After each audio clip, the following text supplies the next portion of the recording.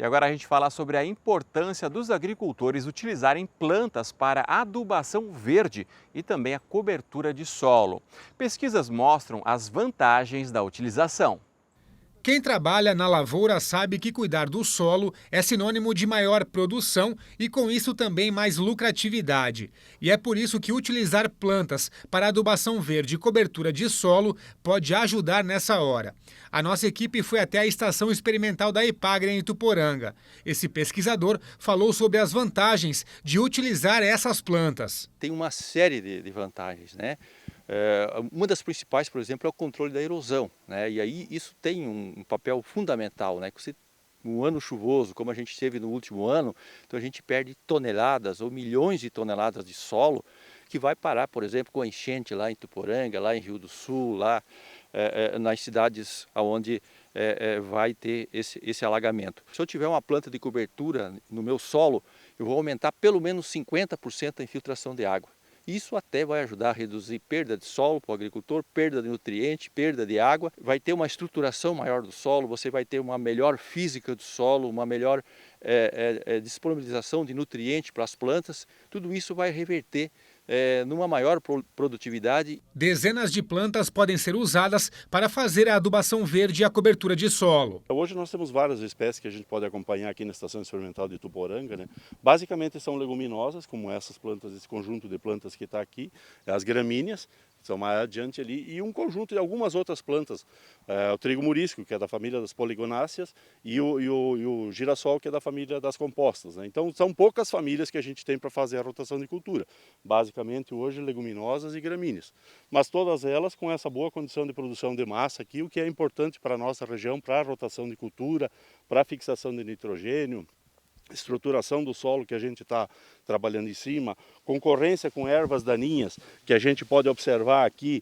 Basicamente aqui nós não passamos nenhum tipo de agrotóxico, né, para controlar as ervas daninhas. O Lauro também explica que existem plantas específicas para o verão e para o inverno. Nós temos espécies que são mais indicadas como essas aqui para a questão do verão, né, então elas se desenvolvem mais pelo porte. Aliás, das plantas de cobertura são as que têm mais potencial de formação de matéria seca, são as plantas de verão.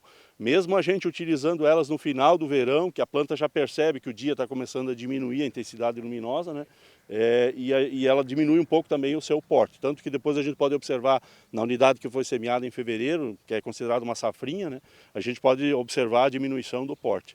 Mas para verão, então, existem espécies de gramíneas e leguminosas, para inverno também as espécies mais adaptadas. Além disso, pode ser diversificado o uso das plantas. Tem se trabalhado muito a questão das misturas de plantas de cobertura, né? Então hoje a gente já tem empresas especializadas que têm fornecido essas misturas já prontas, né? Aqui nós temos a coleção, todas elas individuais, para a gente conhecer espécie por espécie, fazer justamente essas simulações de misturas, né? Manter a semente também, porque para alguém fazer o mix depois, né, que a gente chama hoje de mix, precisa ter a semente pura. Então a gente também está observando quais os materiais se adaptam bem à nossa região, manter essa semente aqui num banco de germoplasma, né, para que a região tenha essas sementes mais adaptadas às nossas condições. O Claudinei lembra ainda que utilizar as plantas para adubação verde e cobertura de solo pode significar mais renda para os produtores. Hoje a gente tem dados, né, que mostram de forma muito clara, né, a vantagem do produtor usar esse tipo de planta, porque ele vai ter, mesmo que ele deixe de cultivar uma cultura comercial, ele vai ter a vantagem ao longo do tempo, aumentando a sua produtividade, melhorando, baixando o custo de produção, porque você precisa usar menos adubo, precisa intervir menos no solo. Então isso acaba trazendo, né, vantagens financeiras ao longo das safras, mesmo ele deixando de plantar uma cultura comercial.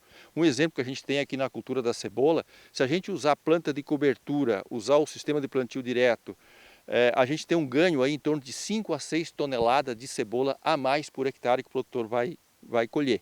Então isso é um valor, né, considerando o preço médio da cebola, ele vai ter um aumento em torno de R$ 10.000 a mais se ele fizer o uso dessas plantas, fizer um bom manejo. Para ajudar os agricultores aqui de Santa Catarina, a Epagre lançou no fim do ano passado um livro que fala sobre adubação verde e também cobertura de solo. E esse material aqui pode ser acessado por qualquer agricultor através da internet.